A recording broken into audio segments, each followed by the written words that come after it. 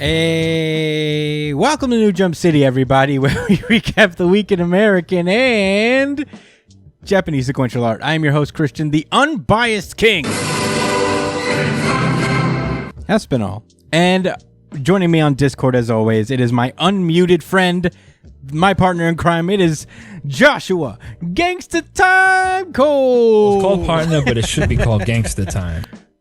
Let's fucking go. We're out here Cowboys with the energy. bye week. What is it? Oh yeah, they're on. They can't get their ass whooped today, and that's why you're so excited. LOL. You're right, actually. No, they're fine. They're like everybody's like, this is our year for real this time. Cowboys fans everywhere are just shedding a tear of happiness.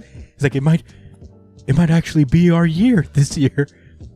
I know Danny Dons is celebrating like he won the Super Bowl today for that win over the Carolina Panthers. That's for sure. You gotta celebrate it when you get him. In the club right now. Right now. Bottle service for Danny Dimes.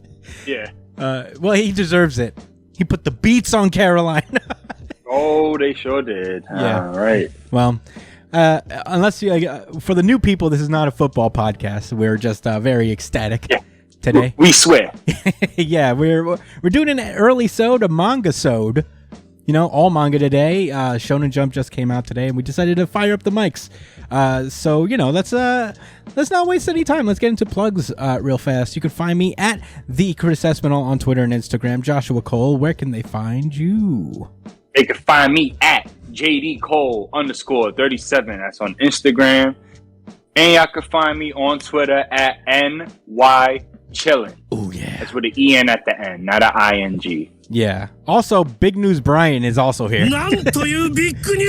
Oh yeah. Yo, what's up, nerds? I got too preoccupied with sarcastically blasting the Cowboys to introduce our boy. But the Edgelord's here, and he's about to tell us where you guys can find him on the social medias. Brian, take it away.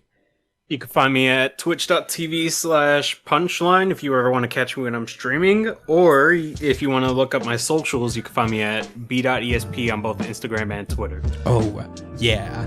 You can follow the show itself at New Jump City on Twitter and Instagram as well. Follow us on Twitter especially, because we do a really good chapter of the week poll every week. In fact, we did a 7-hour poll today to determine the really good chapter of the week this week. So follow us on Twitter and cast your vote. Let us know what you think is the best chapter of the week.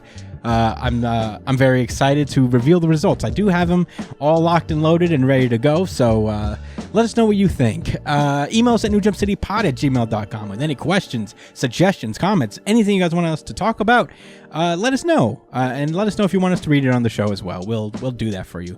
newjumpcitypod@gmail.com is the email. Or you can comment on whatever YouTube video you're watching. Please do that. That would be super nice. Get some engagement up in this bitch. I'm stoked today, dude. I'm on fire. While you're at it, subscribe. If you like the show, subscribe, please. It helps us in our algorithms and all that stuff. Help us get to more people. Share it if you want. Like, comment, all of the things. And if you prefer audio versions of the podcast, we are on iTunes, Spotify, Pandora, Amazon Music, Google Podcasts, wherever you listen to podcasts. We are on there. So check us out. And leave us a 5-star review on iTunes. Why not? Help us get to the top of them charts. And I think that's it. Without further ado, spoiler alerts ahead. It is time to get the show on the road. One Piece. One Piece. One Piece. This is One Piece chapter 1029, The Tower.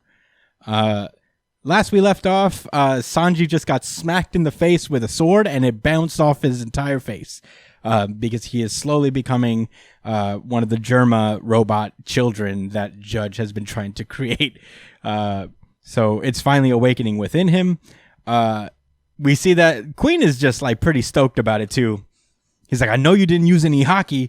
I remember what Judge once said. I can give humans... he said, I can give... you use your robot DNA? Yeah, in my robot DNA.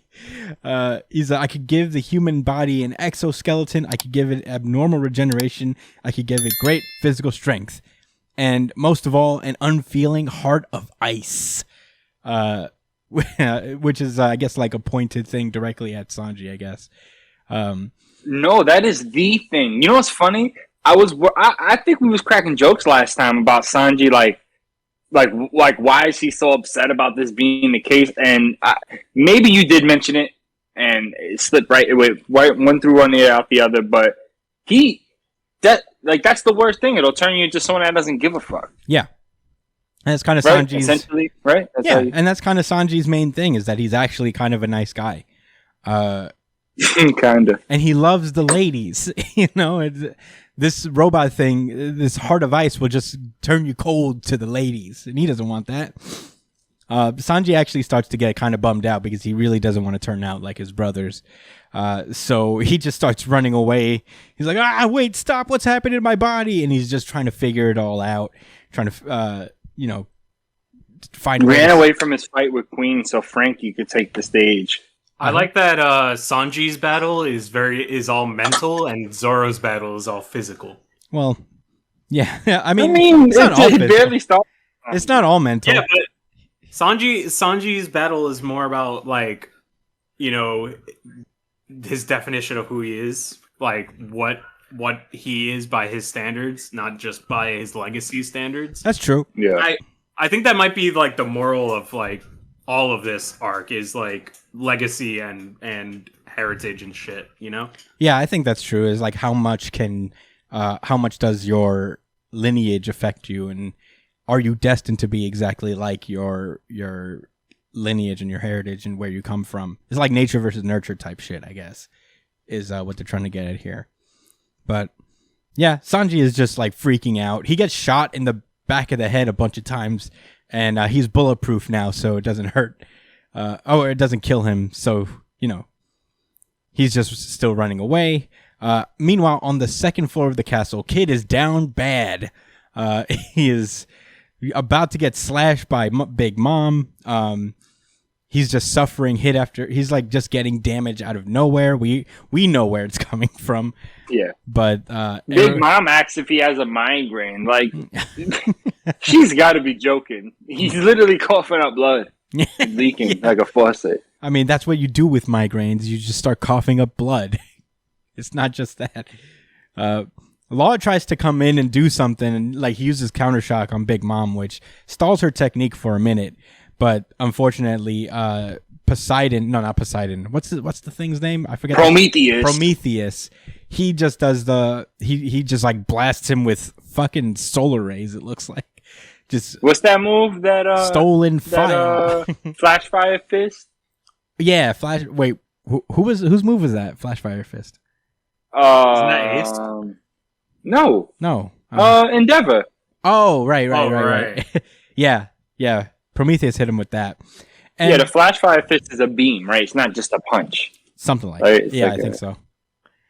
Big Mom does like several flips in the air, and I'm not sure like how this works. Like if her sword, like Napoleon doesn't seem to come down directly on Law. He seems to have dodged it, and just barely survived. But he is like a kid can't get himself together. And meanwhile, we find on the third floor, Killer versus Hawkins. We see that Hawkins is just bashing his skull against a pillar, which is transmitting his pain over to Kid. And Killer is just on the ground. What the fuck? Yeah, you didn't peep that before? Oh my god! I thought it was. Oh man, Yeah, that's I don't what know what clank, the fuck I was reading, man. That's what the clank on Kid is. Like the clank is him bashing his head against the wall. So he does have a migraine. Duh. Yeah, I mean that would give him a migraine. I thought that was all the metal in his body clanking. He's a metal man. Yeah. No, like Hawkins is going hard. There's cracks forming in the pillar. You know how hard you got to bash your own skull against a stone pillar like that in order to make it a crack? That's all being delivered to Kid. Killer's on the ground just begging him to stop, going, fwa, fwa, fwa, please stop. Fwa, fwa, fwa. Fwa, so rough. It's Kid can't cry or show any remorse. Anytime he's sad or angry, he has to laugh because of his smile fruit. And at some point, Kid is just like, I ask you, release Kid, and you can have my life in exchange. And Hawkins is like, no, why would I do that? Kid is fighting Big Mom. Will he succeed at his dream at hunting down an emperor? It's good to set your sights high. You know, he's just like mocking them at this point, kicking Killer while he's down. And Killer delivers like a pretty good point. He etches a good point into Hawkins' soul. He's just like, I know that deep down you regret the decision you made back then, don't you? Because you fear dying in this future, and here we are, still standing. It's like I guess they are still. At the moment, they are still standing. Yeah, he said you punked out like a bitch, and we survived anyway. You folded, bro. Yeah, you mad. You know. You just feel stupid right now. Is what's happening. It's a really like good diss, honestly, because Hawkins is like, we'll see who's regretting it in the end. Killer basically then asks Hawkins 2 questions. If you take damage without a proper conduit, where does that damage go? And he's like, whatever, dude, no matter what happens, whatever damage you give to me will transfer on to Law. And then all of a sudden, next page, you just see Killer slash off Hawkins' left arm. And if you see this tiny panel where Hawkins is looking down at his own hand, his own arm, being like, oh, God. Oh, no, that's my arm. That is indeed my arm. My arm? Arm? You know, like... He just has an R. Now he has an R. O.P. Yo. Yeah, Dude. I have not seen Hawkins look this desperate ever. He's like, oh, no, my R. It's not good. He's like, how did you cut off my arm? That damage should have gone too. And then Killer says, Kid has no left arm. Brian, do you want to do I Told You So? Because even though we knew this as well. Yes, sir, baby. Me? No, because Brian wants to like do a victory lap for something we didn't even argue with him about. Sir. Yes, sir. About? I'm the one that said that. What? No, I was the one who said that. We all said that. Whoa. I said that. I literally read this comic and was like, oh, I called it, even though it was kind of... All right. What I remember for sure was that we all came to the agreement on it, and that we was like, yeah, that's obviously what's going to happen. But you're claiming that, Brian? That you said it first? I claim it. I'm claiming that. Well, to be fair, I said that first. To be fair, we can't get that many points for a foreshadowing. It was obvious that we all saw. Yeah, the metal arm. Yeah. We all. We're lucky. Killer's lucky that he chose to fuck with Kid of all people. Yeah, I mean, here's the problem: is that we're like so bad at theories and like predicting shit that like the one time that we get it right is like, well, yeah, duh. Everybody who reads this shit knows. But whatever. Kid has no left arm. Well, hey, we called it, so. Yeah, I mean, yeah, we'll take the confetti pop. Credit. Yeah, Kid Hawkins is like, oh yeah, he doesn't have a left arm. Damn. Oh, why did I even answer this question? So Killer pulls out Kid's Strawman doll, I think, and he says, "Second question. Once I take this one out, how many more lives are protecting your own?" And Hawkins is like, "Congratulations, that's the last one." I don't know why. I don't know why he would say that, but well, I think in theory, like all of the straw dolls are in that arm because that arm has like a sleeve that the other one doesn't. I think that's where he carries all the straw dolls that he acquires. Wow, that is a major flaw in his strategy. Yeah, not great. You know, well, what are you gonna do? You got him this far. Yeah. And he says, Strawman. He pulls out a card. He says, Strawman card, death upright. And then he summons. Nigga decides to rely on the heart of the cards. Yeah, he's not even up at it. It's time to do the duel. Well, Killer has no time for a duel. He says he special summons this wicked Grim Reaper straw monster. Yeah, but in attack position. Yeah, but Killer easily lops off its head, just like. He's just like, beheading claws. I have claws specifically for beheading.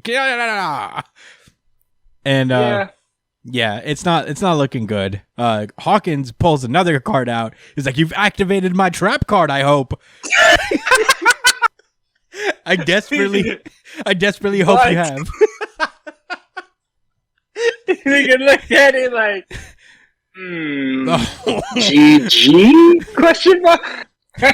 Damn, Celtic Guardian? Shit. Yeah. No, what's it?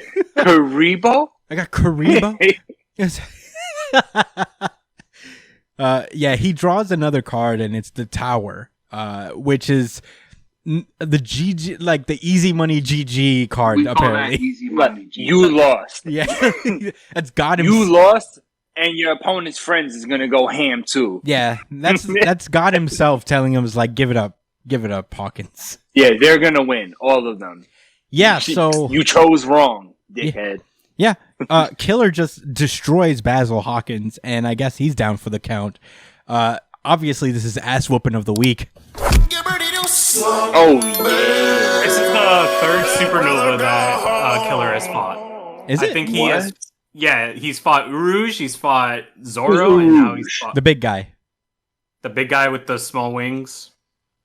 the almighty Uruj. Yeah, Yeah. the Uruj. Yeah, but you're gonna give him a fight that he lost? Well, Well, he didn't lose to. It was a Uruj. stalemate. No way he lost to Uruj. He beat Uruj. It got interrupted by Kizaru. So Oh, okay. I mean, Killer should be all right. Killer should be thanking But his he lucky did fight. stars. He did fight a whole nother. He did draw. He did draw with Zoro though. Yeah, they fought. He drew with Zoro. Yeah. He got a good hit in on Zoro that caused them both to kind of like go down for a minute. And Was that in Shabodi? No, that was it on in, Wano. it was in Wano. Remember when they fought when he didn't have the mask on? Yes. And the twin scythe guy? That was him. Mm-hmm. That was Killer. And now he finally got his W against another supernova, A captain, no less. Good for him. That's earning his stripes. That was cool. And he is he is the only other non-captain supernova in the crew, you know? Like, it's him Aside and from Zoro. Zoro. Yeah, it's him and Zoro who are the only non-captains in the supernova. So, makes sense. Killer's down, so now Kid gets up, and he's pretty stoked because he no longer has a migraine. And the chapter ends with Killer calling out to Kid, saying, "Get going, partner." And that's where it ends. I wonder how long Kid has been getting affected by Hawkins. For a while, for at least 10 minutes. I think maybe it was affecting him during their fight on the rooftop too. Maybe. No, because we would have seen that, right? Like, we would have noticed. It could have been something that took time to like take its toll, you know? Like, yeah, I don't know. I think plot-wise, Brian, Oda could get away with saying that, like, maybe Hawkins didn't want to reveal his card yet. Yeah, I forget. People could have put two and two together. Well, I forget they know Hawkins. They know what he's about. I forget what at least enough to that point. I forget what the load up time is for like what the requirements that need to happen in order for Hawkins to really to get a voodoo doll going. I think he just needs like a piece of their hair or something. Am I making this up? Maybe. I don't know. I just probably am. Yeah. I fucking hate Hawkins, bro. I just don't like that motherfucker. I'm just glad he's out. Yeah, he's down. He got taken down by a street soldier, not even the main dude. Not like another captain too. Man, also, fuck Hawkins. I hope this is when Kid finally starts to earn his he earn his fucking stripes. Like I really want to see him like turn up to become like one of the Yonko, you know? Like, I think that's what's gonna happen. You know, get strong. I'll say this. Get stronger. My thing is that I think Luffy's gonna be a Yonko by the end of this, and Kid is gonna be the other because he's probably gonna be the one to take down Big Mom. Interesting. With magnetism? Yeah. Oh, that brings me to my Magneto weekly segment. Burn. All right.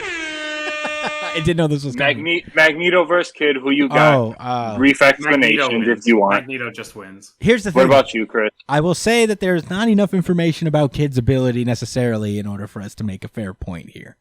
But all Magneto he knows is Punk Gibson. So sage. We've only seen him do Punk Gibson. He spams that shit. But Magneto is a fucking beast. So for now, all right. But can Magneto use the move Punk Gibson? Yes, he probably could. Technically, yes, he can. He could if he felt like it. Yes, if he wanted to, he could do it.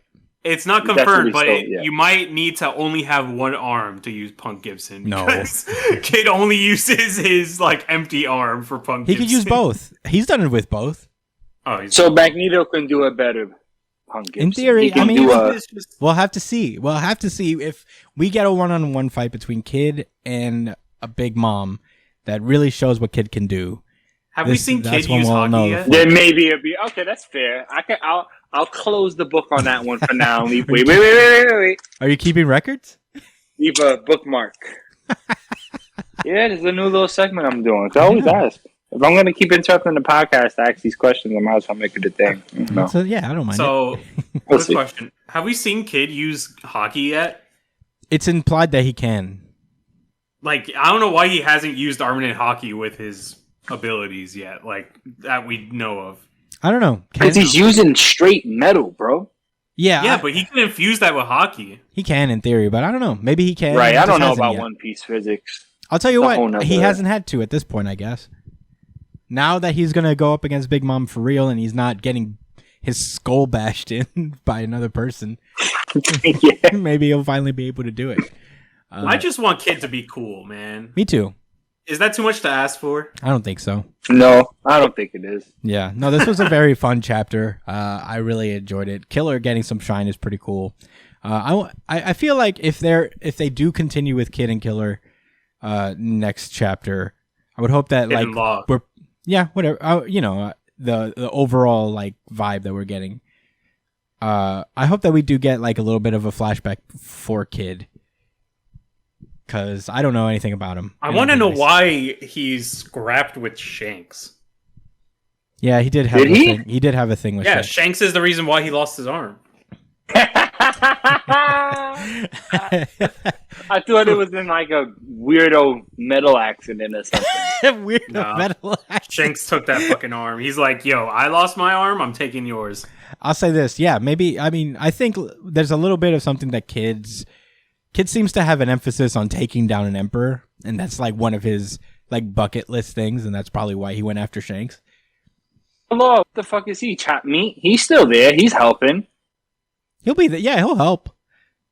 So they're gonna share. They're gonna be Yonko. Yeah, it's gonna be Yonko. I mean, if they get defeated, if Big Mom, I don't know, man. Big Mom just all of Wano. I just feel like Big Mom has been out of place. I don't know what she's supposed to be providing in this arc.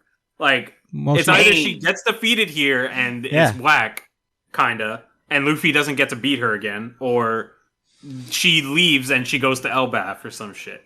Like, I don't know. I don't know. Maybe, I mean, that could be entirely possible because Big Mom is kind of linked to Elbaf in a way. But I that's also 3 arcs with Big Mom in it. I mean, she's a big deal.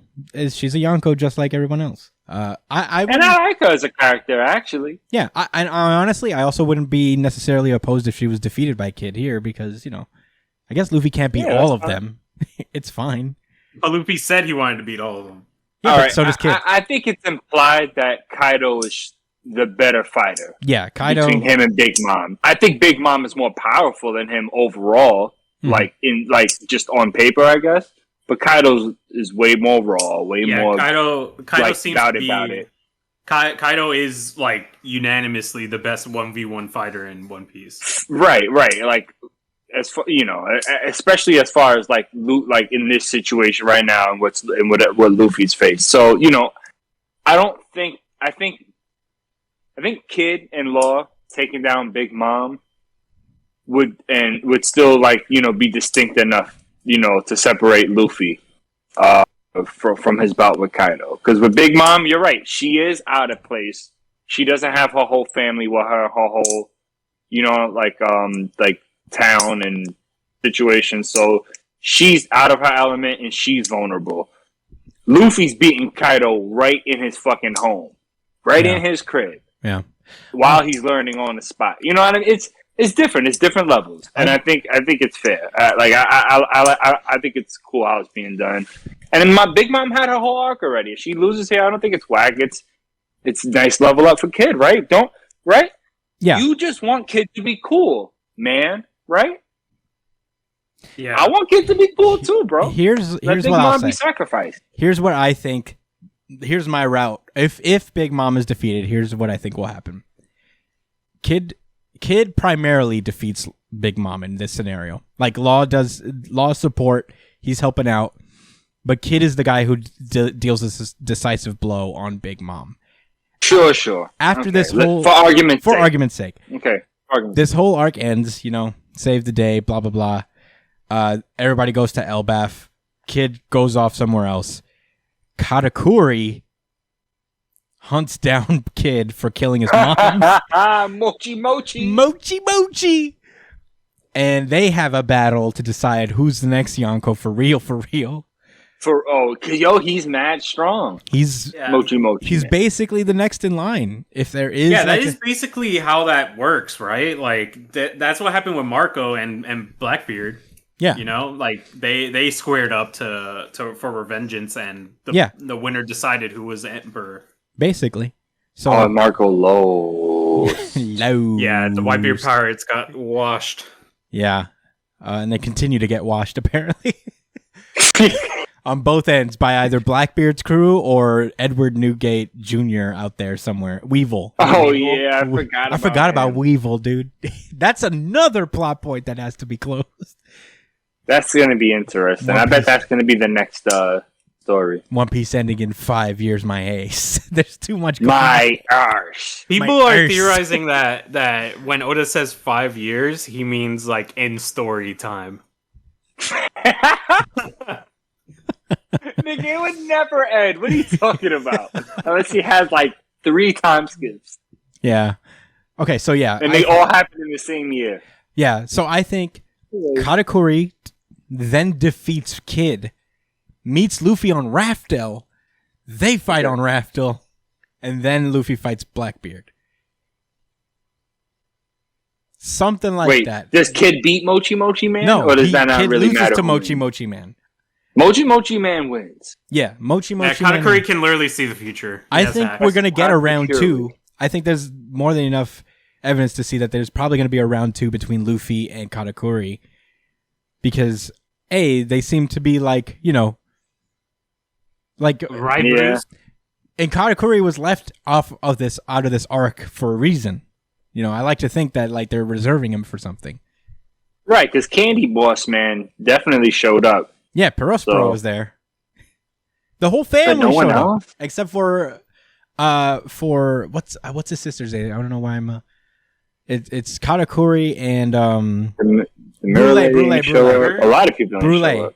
Brule. Katakuri and Brule did not show up.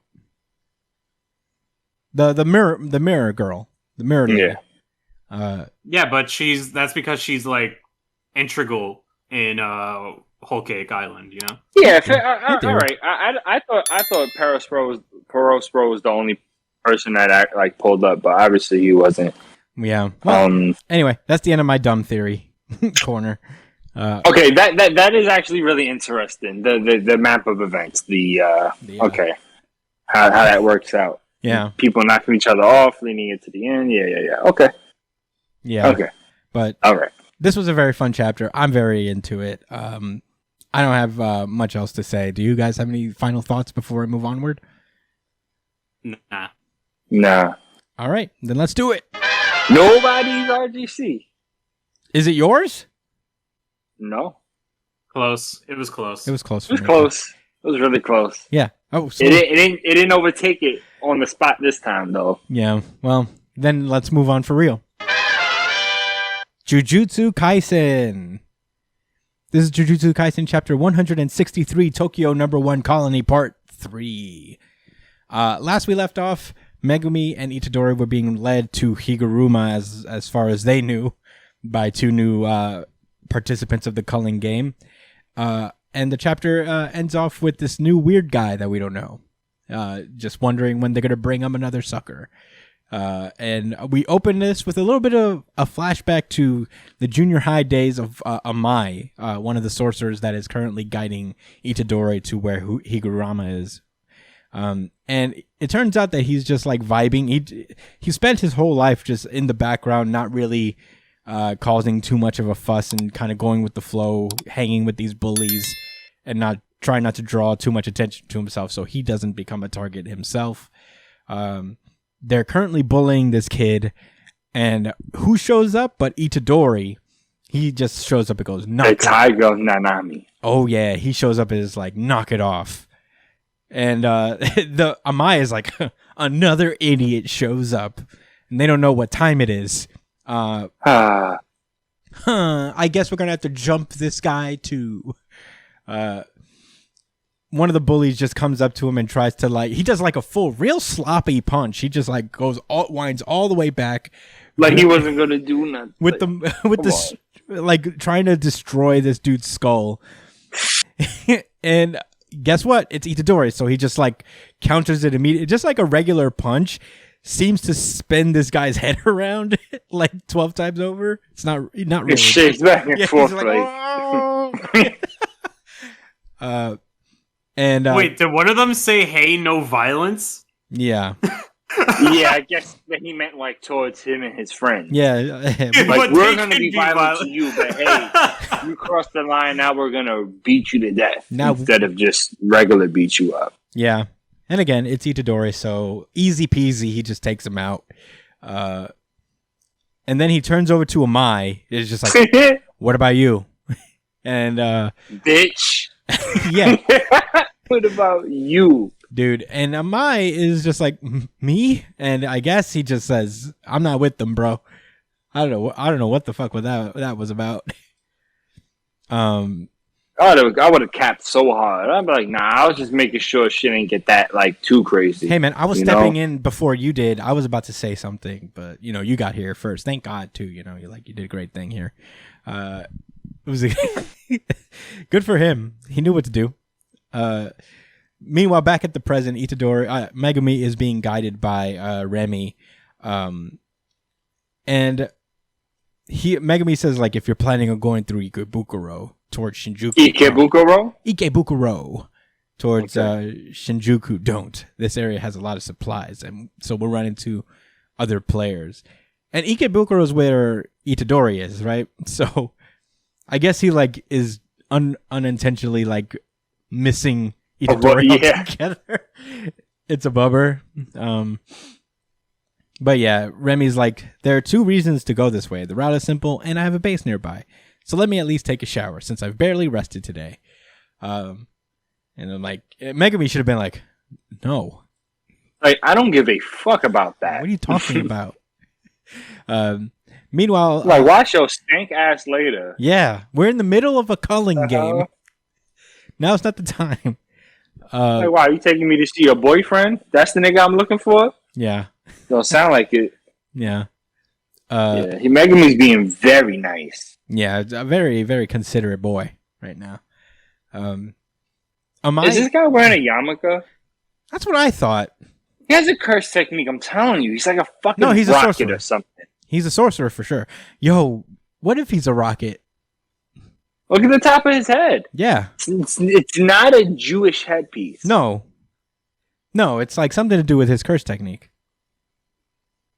He's got to be a rocket. Something like that. I mean, right? Because if they're helicopters, they could just shoot him out, It also looks like the nose of an airplane, maybe. Maybe he's just a plane. I don't know, man. It has to do with their hair. Yo, yeah, he's... So, like... Yeah, I don't know. Anyway, they arrive at a theater, and he says that Higuruma uses this theater as a base, and Itadori's like, thanks, that was really helpful. And he's like, what? You're seriously going in? He's like, well, yeah, I'm trying to meet a friend, so I'm in a hurry. Amai says, I've never met Higuruma, but he did beat Haba to a pulp, and Haba is the helicopter man that Itadori just beat. So Itadori's like, oh, I beat that guy, so I should be able to hold my own at least. And he runs into the theater. So, and Amai is actually starting to feel really bad. I guess he's just like, say it. You got to say it. This can't happen. And he says, I'm sorry, Itadori. As Itadori goes through the building, we then cut over to the guy that we saw last time, who I guess is now dressed himself in the receipts he was holding. Yeah, that's what that is. Yeah. So wow, good catch. Yeah, he's got his receipt dressed. He's got his Doflamingo going on, man. Oh, but yeah, those are all receipts. Yo, his receipt jacket up in here. That's pretty cool. What? He says, Higuruma, sorry, but I'm Reggie. And it turns out that Remy has guided Megumi over to Reggie's hideout. And she's like, she fooled ya. And Megumi looks back, glaring at Remy like, you bitch. And Remy's like, why the harsh glare? You don't scare me. Reggie's tough as... And he gets interrupted as Megumi says, shut up. We're wasting time. And he summons his fucking wolf thing. Hell yeah. Who was big bad wolf that don't be doing shit? I said it. I ain't gonna lie. This nigga Megumi's kind of corny, yo. Well, he's about to I've been watching the anime, bro. He's taking a lot of L's in these like first 15 chapters. I'm Honestly, not gonna lie. I'm not. You know what? You might actually be right. I'm not gonna lie. It's a little disappointing. I'll be frank there. That's very true. And Megumi has taken a lot of L's. He's a summoner. That shit is supposed to be lit. There's potential. But now, sleeping on him. You're sleeping on Megumi. It's because he carries the air. He has the swag of somebody that's like way cooler and way stronger. You know, the Sasuke type, the fucking... because he's being compared to He's being compared to Itadori, man. He's the child of the family, bro. He's the sacred child. He is the sacred child. Come on, man. Like... I'll say like this I'm making shit up right now. No. I remember when he got his shit pushed in by Toto. Oh man, I wasn't even thinking about that, but he lost. So that was fair, though. That was fair. That was fair.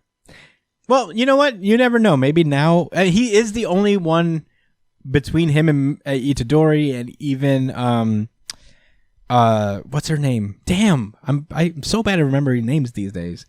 The Zenin girl? Not the Zenin girl. Like, of their team, you know, like the girl from before, the one that died. Nobara, yeah. He's the only one who can, like, summon a domain at this point. He has a domain expansion going. I guess. Maybe he'll, like, perfect it here. I don't know. I hope. I hope so, too.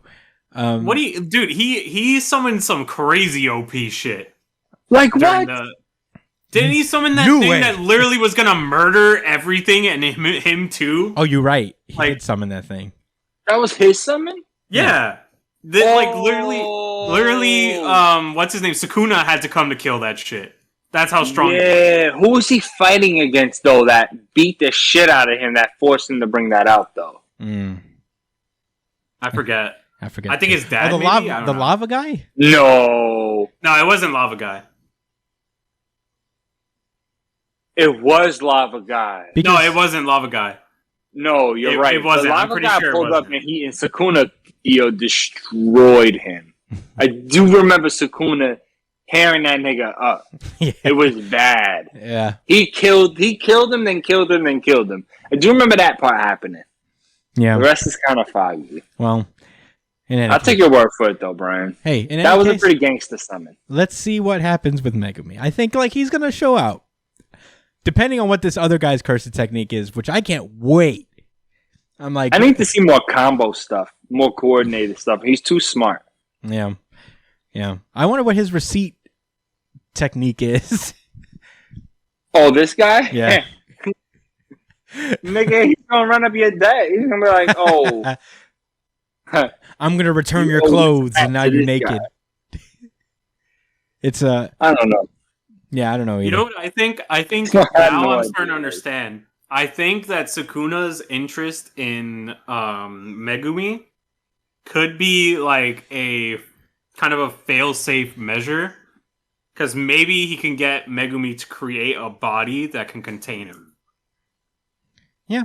Summon a body that can summon, like, a body capable of containing Sukuna. That would be pretty interesting. Yeah. Well, the implication is that, like, Sukuna can live in any body.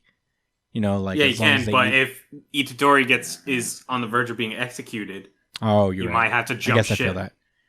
Yeah, but how does he do that? You have to like eat his fingers.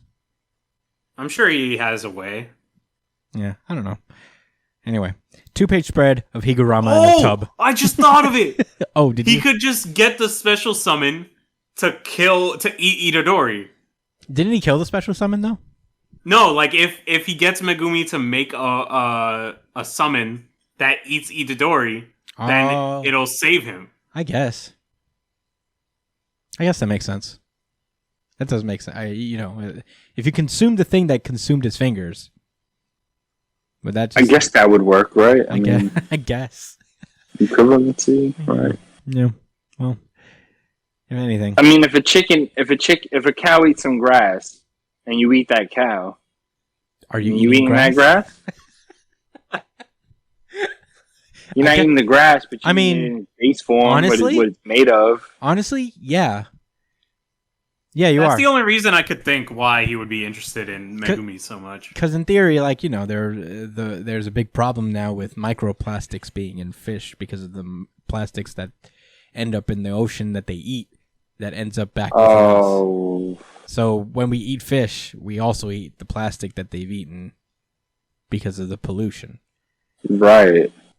So if you use that logic, then yeah, that would work. I think that would probably work. Especially if Itadori's eaten all of his fingers.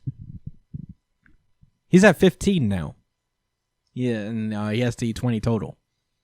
So, not bad. Anyway, Higuruma's in a tub now. Yeah, he's my mind started going down a completely different road. I'm not gonna lie, with fish eating the plastic and us. I eat a lot of fish, bro. I'm not gonna lie. I don't eat a lot of. I don't like fish, so I'm spared. Wow, I love fish. Fuck me. I'm spared the microplastics, dude. Guess what, Josh? You're 90% plastic now because of all. No, that's how you get cancer, man. Yeah, I don't know, man. What? Don't pollute. Hey guys, be careful. Yeah, don't litter, dude. Don't litter in the oceans. Recycle. In any case, Higuruma's in a tub. He's vibing on the stage of this theater in a tub. He definitely is vibing. In his I don't full know what suit. else you would call this. In his full suit, he's just chilling in his suit. Even Itadori is like a bathtub. And Higuruma asks him, "Who are you and what are you doing here?" He goes, "Same to you." He's like, "Haven't you ever taken a bath in your clothes? It feels better than I expected." And he's just like, "All right." Okay. Well, he kind of nods his head and he's like, "I know what you mean." Because he talks about like back in elementary school, I guess. Yeah. They keep the shirt and the shorts on. It kind of brought me back. I was like, wow, that is kind of. I mean, I never went to a pool with my younger schools, but I can remember going. How it feels to go in the water when I was younger. Yeah. Or even falling into I remember falling into a pond, and I had all my clothes on. It was like the fall, so I had jeans and a hoodie and a shirt, and I have vivid memories of that. And I was like 5. Yeah, it's a little freeing, Like, it was crazy. I remember just walking and I was soaking wet. Like, whoa, this is when you're playing with fire hydrants and stuff, fully clothed, like with the jeans on and shit. Oh yeah, we're going to the park with the sprinklers, man. With New York kids over here. Yeah, parents let you rock. Yeah, yeah, good old days. Higuruma is actually it kind of captures that in his philosophy about things. Like, I don't care about much these days, so I'm challenging myself to do things I previously thought I shouldn't. So, I mean, that's a good freeing philosophy to have. It's unfortunate that he had to go this far in order to get it, but it's good for him. And Itadori's like, "You're Higuruma, right? I want to talk." And he's like, "Not so fast. I'm a lawyer, so talking to me costs 5,000 yen every half hour." And immediately, and he's like, yeah. He didn't even let him say anything else. Yeah, he says, "I'm joking. I just wanted to play the money grubbing lawyer for a change." And he's like, "Oh, anyway, You've scored 100 points, right? And he starts thinking to himself, he's like, oh, wait, he isn't like an ancient sorcerer. He's a modern day guy. So maybe I can actually reason with him. Maybe we can make a deal. And he says, like, to be blunt, we want to put an end to the culling game. Or rather, we want to negate the forced killing aspect of the game. So can we use your 100 points to add a rule? And man, Higuruma says, okay, I'll be blunt too. No. No. And man, Itadori's like, oh, is that a joke too? And he's like, no. And this is really interesting and very cool because Higuruma's the man.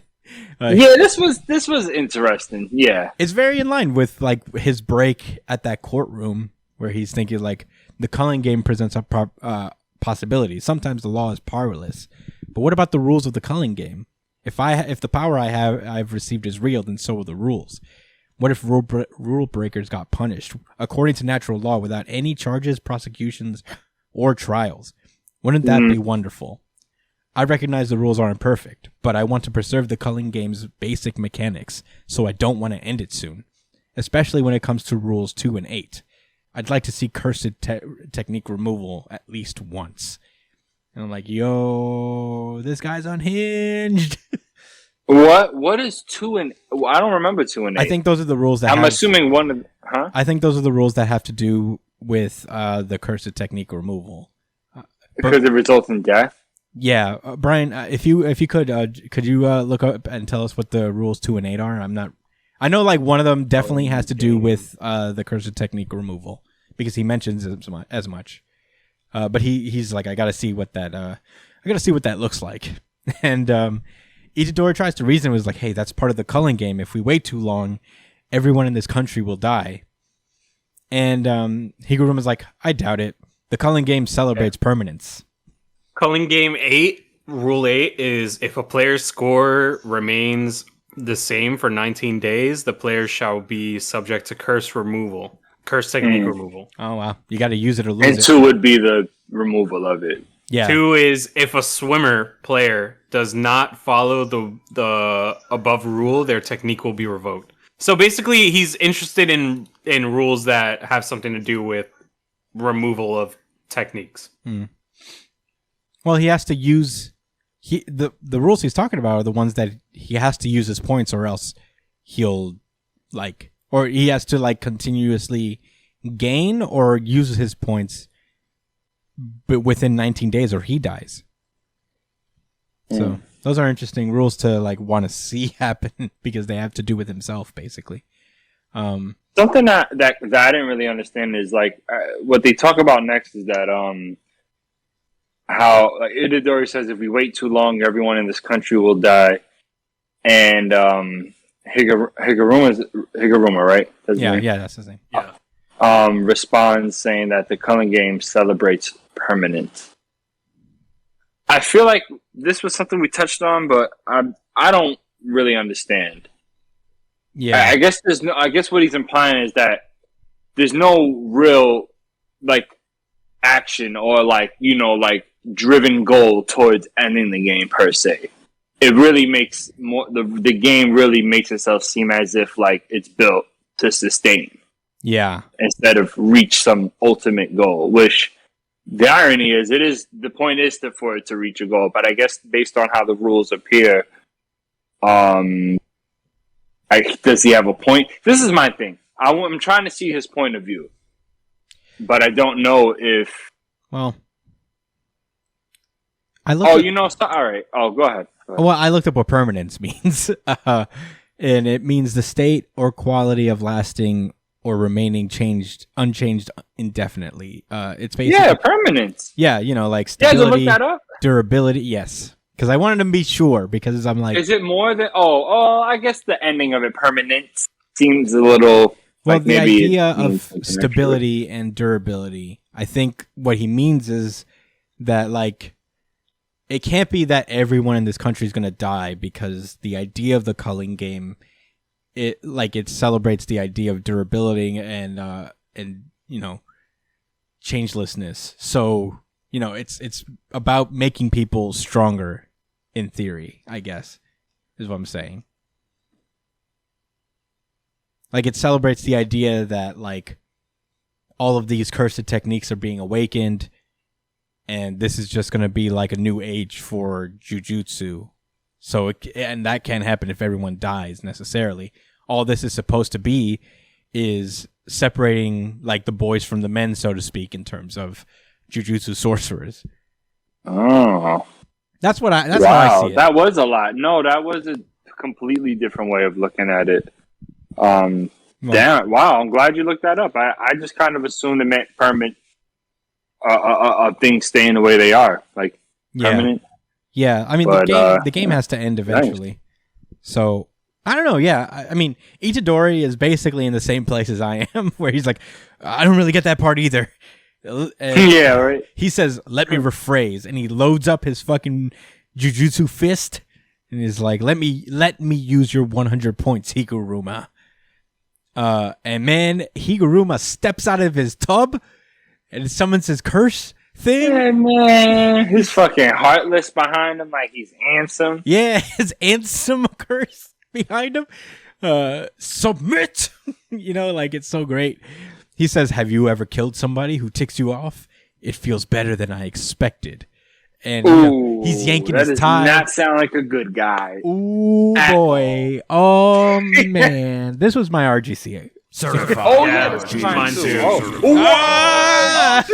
Certified. Unified RGCA. Oh, man. You know what else was close? I'm going to just go ahead and say what was close for me. Yeah, go for it. Nah, I'm going to wait till we get to it. Okay. Might as well. This was a fantastic chapter. I mean, Higuruma makes every chapter he's in gold. Somehow, He's such an interesting character, man. Yeah, I hope he sticks around, and I hope this is more of a, like, I'm gonna beat you into being an ally type vibe. Also, this is just as a little callback. This is him fighting Itadori is something that he feels like he probably shouldn't be doing. Because he said it feels better than expected. That's the same thing he said about sitting in the top. Because he was talking about how, like, he's doing things that he probably shouldn't. I don't think that, like, any of what he said makes him necessarily, like, a bad guy. He's for sure on the margin of, like, being an anti-hero at this point. Yeah. And that's, I'm not gonna lie, I really hope he sticks around because the series kind of needs that in a weird way. The vibe of the series kind of comes off as anti-hero in the first place with Jujutsu sorcerers, and most of it being corrupt and them doing the necessary evils, etc., etc. It's not this happy-go-lucky series like My Hero Academia was at first, etc. But the characters themselves are very idealistic and, mostly positive thinkers, which is cool. I mean, that's what a bunch of young people working together who are, generally good at heart. That's how they should be. But a character like Higuruma, who's with his unique life experiences as a lawyer in Japan, and who's a little bit more mature, and it's not like the series has shied away from introducing, like, more mature characters, like, as mainline characters. Wow. Well, anyway, I don't know. I see potential for this. I think that, and I think what Brian said makes total sense. That it's not like he probably wants to fight this child over this situation. He didn't even bother to ask Itadori what exactly he wanted. I'm sure he's just like, you know what, I'm just gonna go off impulse. No, I don't feel like giving my 100 points. Fight me. Let me see how I feel after this. Yeah, he's feeling himself too. He ain't fighting a nigga like Itadori. So I think he wants to find out. That nigga behind him's about to find out too. I fucks with it, but they about to really understand what time they on. No, what time Itadori's on. Yeah, I think this is so interesting because, well, the reason that he really doesn't want the culling game to end, and it harkens back to his backstory, is that, like, the culling game in theory is just like there is no, like, for lack of a better word, I guess, like a defending lawyer on the other side of what happens if you break these rules. If you break these rules, there's immediate consequences, and it's not like a whole bureaucratic thing where you have to argue a case. The rules are very cut and dry. If you break them, this will happen. And he's been just craving that in his life, being just so stuck in the system for so long. And this is just like him, like appreciating that, like, yo, this is how things probably should be. You know, this is how things ought to be. Yeah. In a perfect world, that would be the case. Because, I mean, it would be omnipotent law. Mm-hmm. Omnipotent and omnipresent law. So you wouldn't have to rely on a whistleblower or somebody hoping somebody does their job and doesn't get bribed. You know what I'm saying? Like, you fuck up, you do something that breaks the law, according to Higuruma, and, you know, one would hope that he wants a just society where people have to be honest, right? Well, so, that does sound nice. And it doesn't mean that the laws can't be rigid. I mean, like, can't be fluid and change in time, depending on what happens. Yeah, I don't think he necessarily needs them to be just or right, because even he acknowledges that the culling game rules are not, like, perfect, but he likes the idea. I think he was referring to the system. He likes the idea of, oh, there are rules and there are immediate consequences, and there's not, like, this loophole you can crawl through. Like, just that concept, you know, there's not, like, like that case he was doing with that kid. He got prison time because they could, like, the evidence wasn't enough necessarily, you know, like when it clearly was, where it was like a bureaucratic decision. Yeah. But if the rules are clearly broken, then there are consequences. That's what he appreciates about it. And I'll say one more thing before I hand it off to Brian. I know you wanted to say something. I think there's a reason we saw Itadori and his flashback there with those kids before he faces off against Higuruma. And there is something to be said about these rule breakers that immediately got their just desserts in Itadori that we're now seeing in a contrast as to what Higuruma wants to see out of the culling game. It's really fascinating. I think that's the whole thing, that these two are actually more similar than they seem in that regard. Wow, well said, man. But I agree. Yeah, well, that's my spiel. Take it away, Bri. I was thinking that it would be nice to have Higuruma stick around, because it would be cool to have somebody who's outside of the Jutsu sorcerer world, like the high school world. Just to have somebody like that around, because pretty much they don't really have any more allies inside the Jujutsu sorcerer world anymore. So it would be cool to have somebody outside of it, you know? Yeah, that's definitely an interesting prospect, because, like, in theory, Higuruma didn't go through the proper channels the same way that a lot of Jujutsu sorcerers go through, with, like, the schools and being kind of engrossed in this stuff. He just kind of got a pretty powerful technique, assumingly, and has just been using it just freely, you know? But I'm very into it. Who can hate Higuruma? Honestly, he's so great. This is a really good chapter. I mean, obviously, all three of us. That's a unified RGC, by the way. Yes. But I've got more to say, man. Yeah, I mean, I'm just thinking about what you know, everything you said, and I'm thinking about it deeper. Like, Itadori is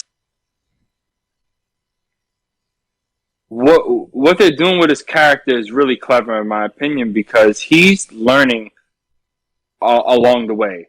It's very active, like his understanding of right and wrong, you know, his own ideals versus others. It's happening really organically.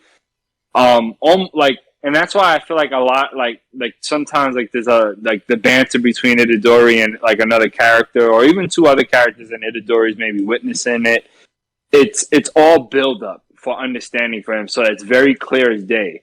Like, that we understand what they're thinking and how they're articulating themselves, but really more so it validates what Itadori's learning and how he's evolving as a character. Mm-hmm. This is going to be another moment, because he always had the power to do whatever he wanted, and what he wanted was to be a decent guy, you know, based on whatever he was taught as a child and how he was raised. Right? It's not like you're just born being a good guy. You know, you're taught that.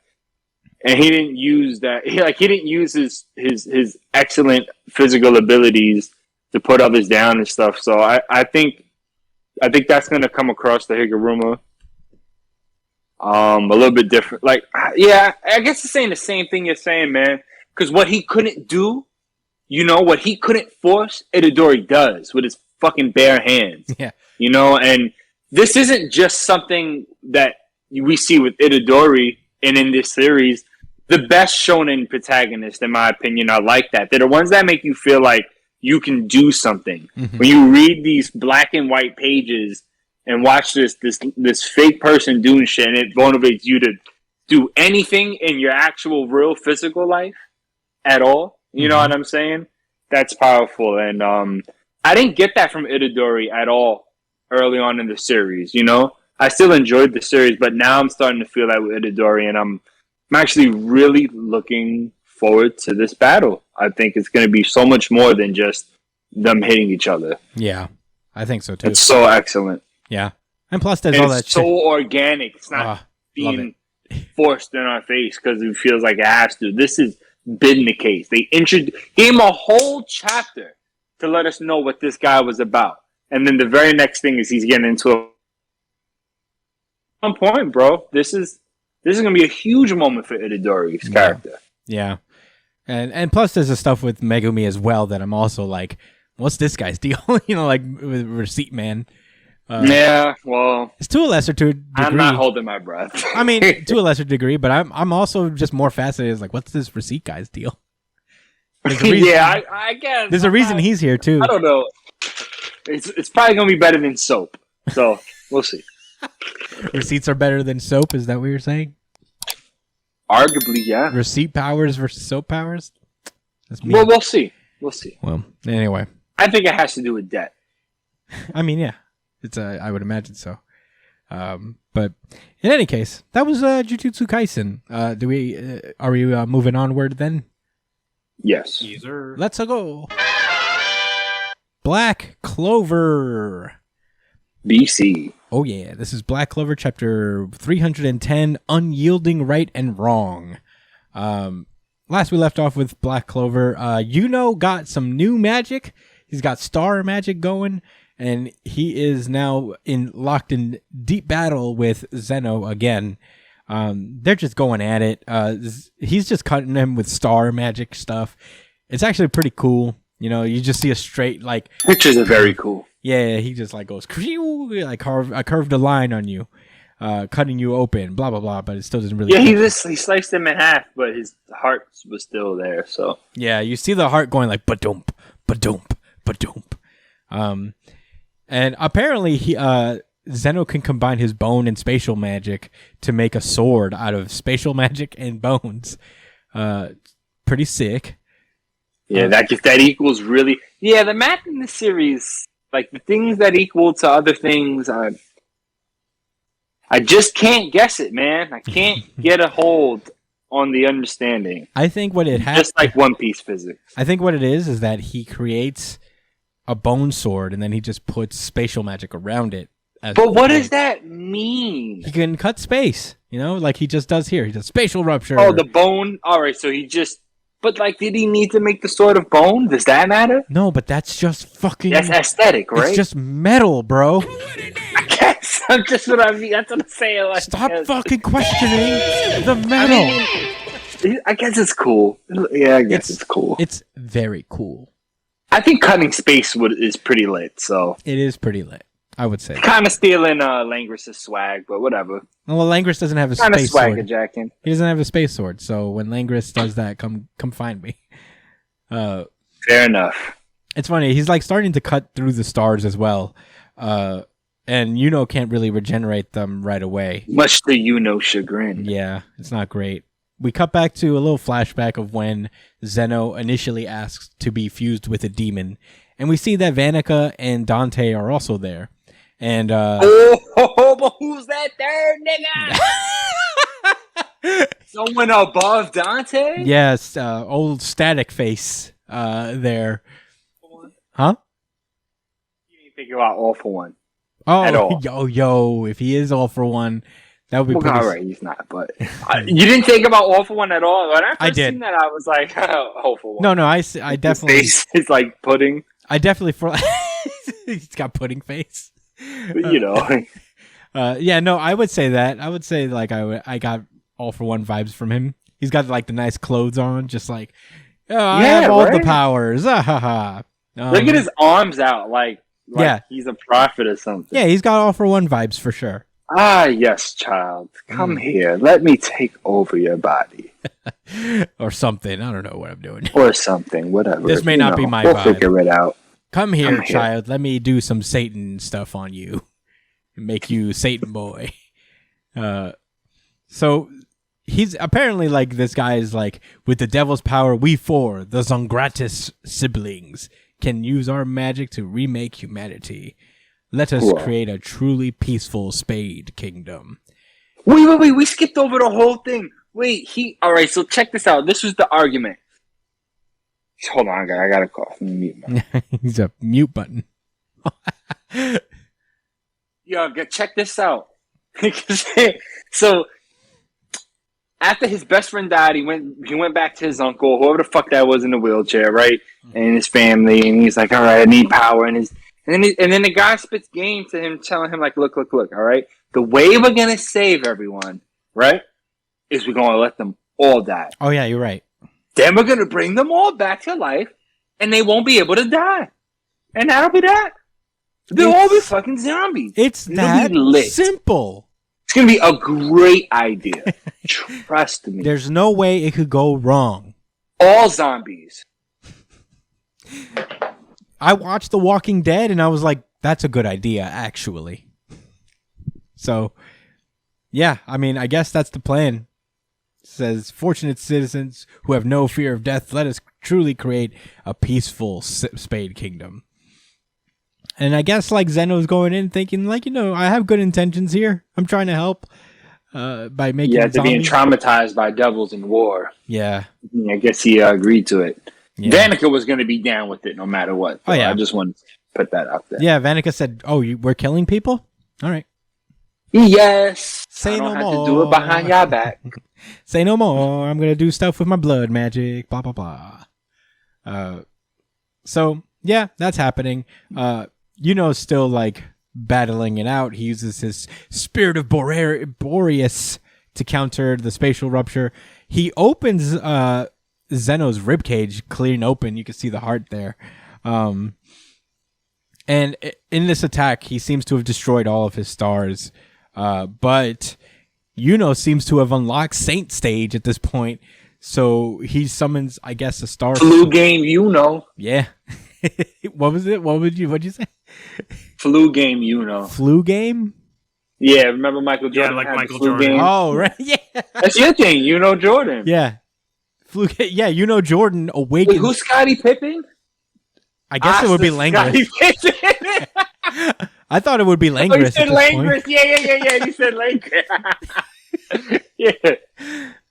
Yeah. He's like, you dare. Oscar's Dennis Rodman. How dare you hurt my Scotty?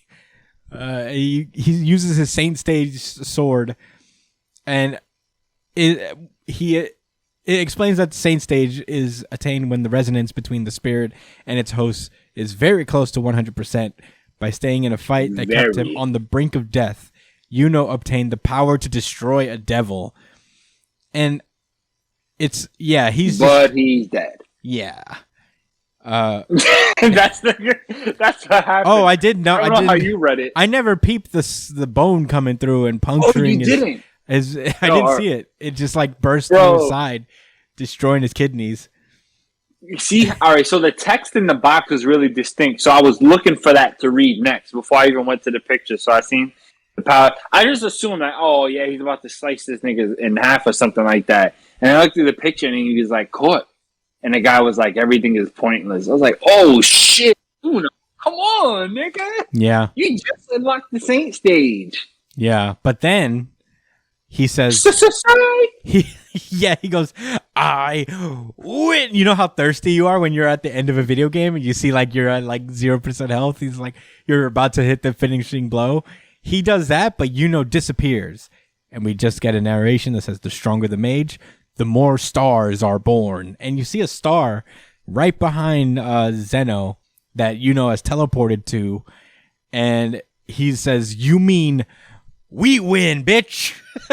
And he cuts him in half in Yuno Jordan style, right through the heart. I guess for real, killing Zeno this time in a big 2-page spread. Yeah, it looks like the heart is right in half.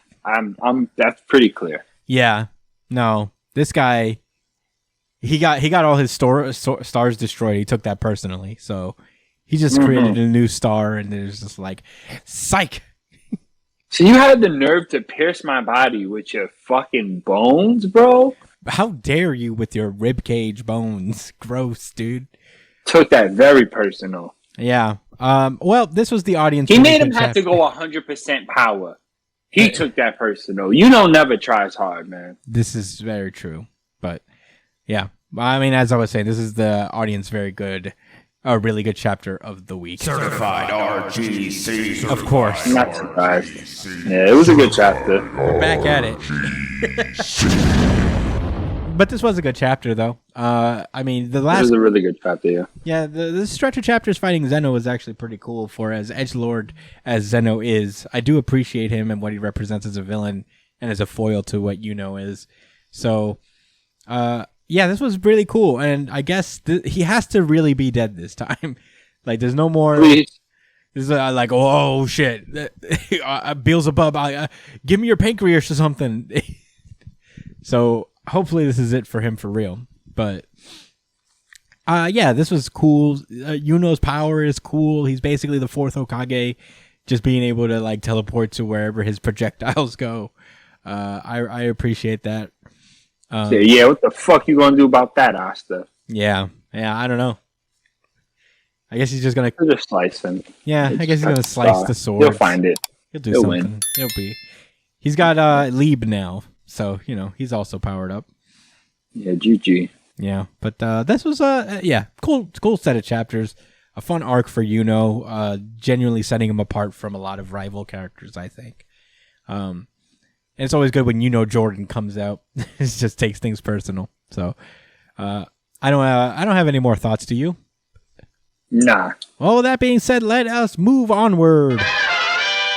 Undead Unluck. This is Undead Unluck, chapter 84. Let's play. Last we left off, we met Spring, and he is going berserk now, and he presents his game. Yuno is betting the 100,000 lives of the Union members that we have forgotten existed. There's a YouTube commenter, I'm blanking on the name, that I'd like to thank for letting us know.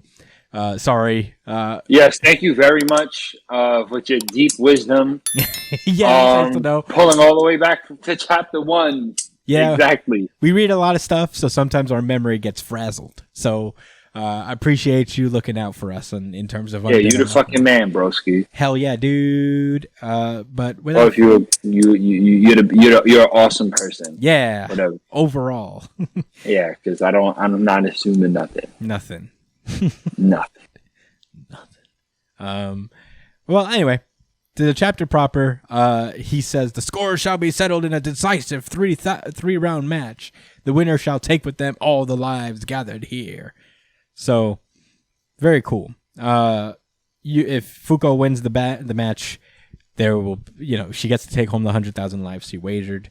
And he said that would be correct. And as for the game itself, we shall settle things with these. And there's just a ton of artifacts in this giant box that he pulls out. And he says, trinkets of the past, artifacts amassed from the land of the rising sun. We pick from this selection and shall face in our showdown. So, I guess... this is like a box of Squid Game artifacts or something, right? Oh, God, I'm the worst. What? All right, Squid Game is Korean. Yeah. Korean culture. Okay. That's I'm okay. the fucking worst. I'm sorry. Why would you be... Because you know how it was Korean childhood games? Is it? I didn't know. This is like Japanese childhood. I think it's just childhood games in general. Yeah, there's a lot of things assorted here. Bro, I never did the cookie thing in my life. You guys did? What's a cookie thing? I don't know what other... Have you watched Squid Game? I have not watched Squid Game. You should. It's pretty good. Yeah, I've heard.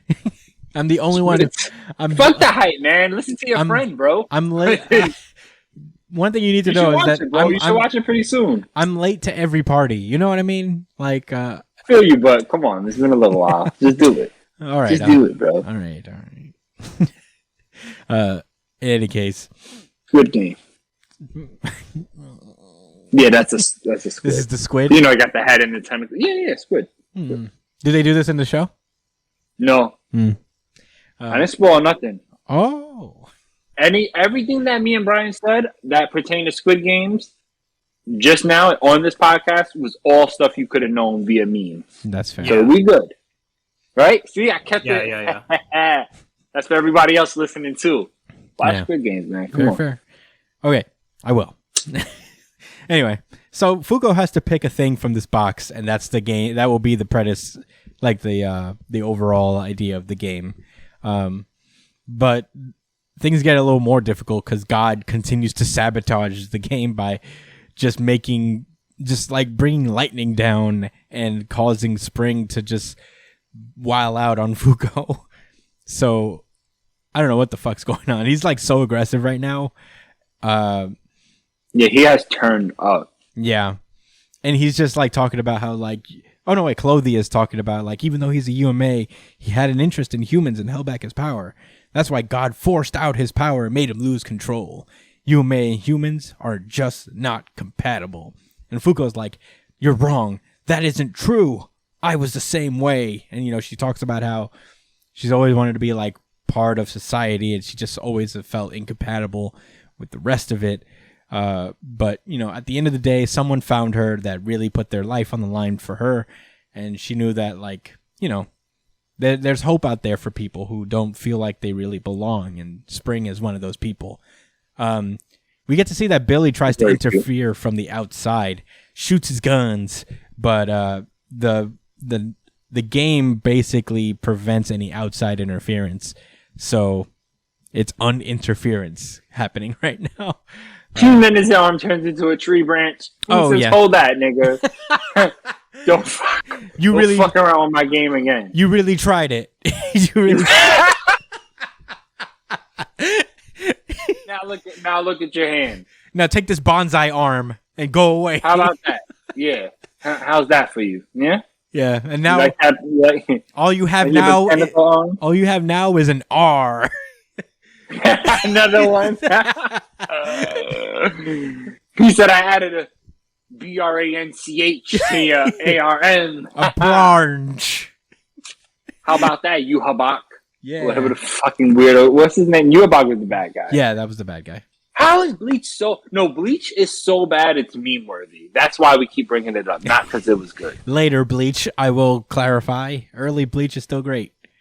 Oh, God. All right. It changed, man. It's not all of Bleach. I'm hurt too, Anyway, so Fuko manages to climb up to the box and start to look through it. And she's just like bleeding from her nose because every time she touches one of the artifacts, she gets just inundated with memories that enter her mind. And it's really overwhelming. And she's just keeps like picking up items, searching for something that will give her a memory of the first time that Spring was made to care for an actual human. That one precious memory he shared with someone. And she touches something, and then all of a sudden these memories start floating in. And it's Spring just running around trying to get people to play with him. And this top, one notable thing is that it looks like the Unbreakable guy was that guy. What the fuck? Hey, listen, buddy. If you listen, please let us know if you know anything extra about this guy. Yeah, man. Was this foreshadowing? No, fuck that. We don't know anything extra about him. But I was gonna ask. No, yeah. Do you guys remember him being there, part of this fight in conflict? Yeah, he was around. I just don't know. He just hasn't said anything really. Like he left with them to come here to fight. This is really interesting. I mean, like he's probably one of the few union members that we know, like round table members that we know less about than anybody, because he's got like at least. I've almost forgotten that he existed. I kept misconstruing him with the guy that they killed in the first chapter. That was somebody else. Yeah, for sure. But like I'm always just like, whoa, I keep forgetting this guy's here. But yeah, I mean, I'm glad he's getting his shine, and it was with Spring. I'm very curious to see. Yeah, I'm really curious about that too. I wonder if he's gonna come up. If like Fuko's gonna be like, "Yo, get Unbreakable real fast." It's him. And then arguably my favorite panel of the week. Next we got Billy. He's like, "Yeah, this is suicidal." And while Fugo's in the box of toys, and this nigga Spring's looking down at her like, interesting. I wonder what she'll choose. Yeah. But Andy assures him is like, yeah, whatever, just believe. That's the way Fuko fights. She learns about her target, gets to like them, and drives them to death. It's the world's cruelest ability within the world's kindest person. And see, it's true, man. That's deep, bro. I've never even thought of that. How actually fucked up her power is. Like the fact that that's stronger, that her unluck is stronger the more she likes you. It's so sad. Damn, have we not reflected on that already? I think it's something we've always known. The pain because everybody had loved ones die because of their quirk, the negator ability. Yeah, no, I mean, like, we've all known that was like the thing that gives her power, for lack of a better term. It's just, it's interesting to see. It's interesting to see it put that way. Just like, yeah, you're right. That is fucking sad. She's gonna have to figure out how to love God. Yo, this is gonna get really weird at the end, isn't it? It's gonna be real Christy. He's just like, Jesus.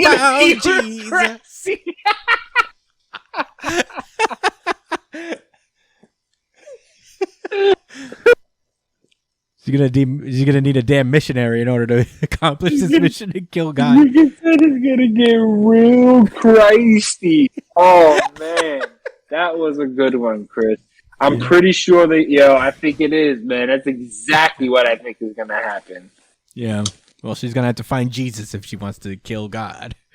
That's exactly what's going to happen.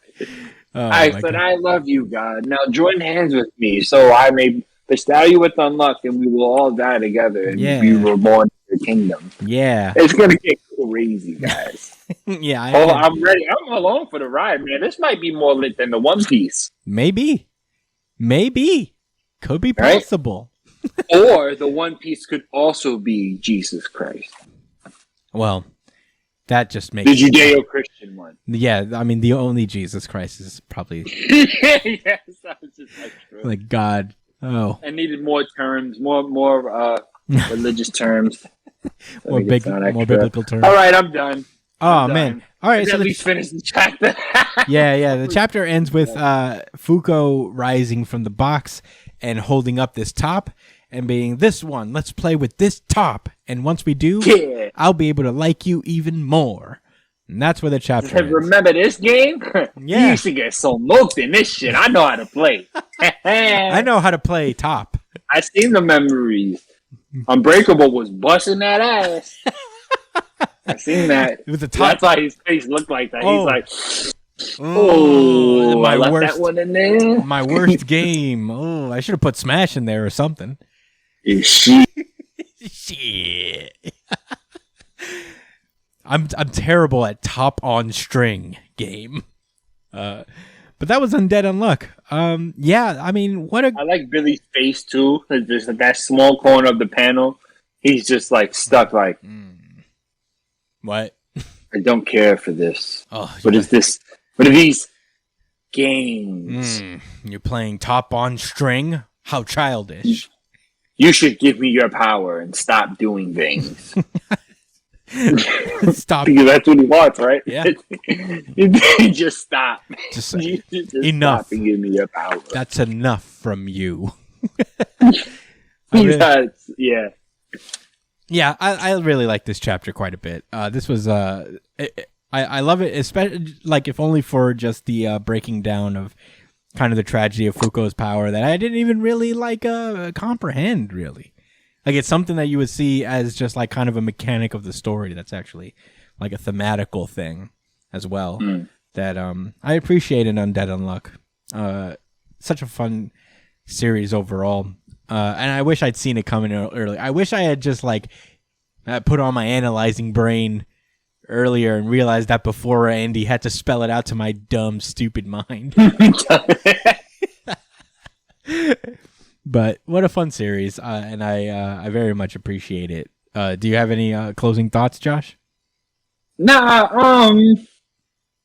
I'm looking forward to the matchup, man. I still don't know what game this is. I mean, I never played Tops. You never played Top on whatever Japanese version it may be. You never played Top? I played Beyblade before. Maybe it is Beyblade. It looks like a Beyblade. Beyblade, let it rip. Yeah, they about to get it in. Yeah. Well, nah, I don't know. Those are my thoughts, though. I really like this chapter. You know, this is the last one I read, and when I first read all 4 of them, I was like, this was the RGC. And then we started going over it again, and I was like, damn, I like One Piece better than Undead. But I was like, One Piece ain't the one. Mm. And then we started talking about Jujutsu Kaisen a little bit, and I was like, yeah, this is the one. That's the one. And then it was further solidified when we had that whole half an hour discussion end cap. Yeah. For Jujutsu. For sure. So, yeah.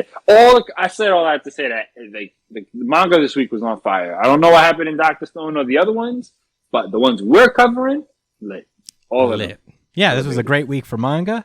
This was Undead Unluck. What a fun I'm praying it's a good week for American comics. There's Inferno coming up. I hope so too. But with that being said, that has been our show. Oh my goodness. Thank you guys so much for listening as per usual. This was a fun one. A fun little mangasode to do. Let's close this out. You can find me at the Chris Aspinall Brian at b.esp on Twitter and Instagram. Josh at jdcole on 37 _37. jdcole _37 on Instagram at nychillin on Twitter. Yeah. Follow us at New Jump City on Twitter and Instagram as well, especially on Twitter because we do a really good chapter of the week poll. So check that out. Email us at newjumpcitypod@gmail.com with any questions, suggestions, anything you guys want us to talk about. And we'll read it on the show, or, we'll follow your suggestions. It'll be super cool. Or comment on whatever you thought about this, about the chapters that we talked about today in the comment section below of whatever video you're watching. Subscribe, like, comment, share, all of the things. Let's grow this a little bit, you guys. It'll be fun. Subscribe to us on iTunes, Spotify, wherever you listen to audio podcasts, we are on there. So please check us out on that. Give us a 5-star review on iTunes. That would be very nice of you. Without further ado, I think that's it. Thank you guys so much for listening. See you in a couple days with the American Comic episode. Stay safe, New Jump citizens. Peace out, y'all. Thanks for listening.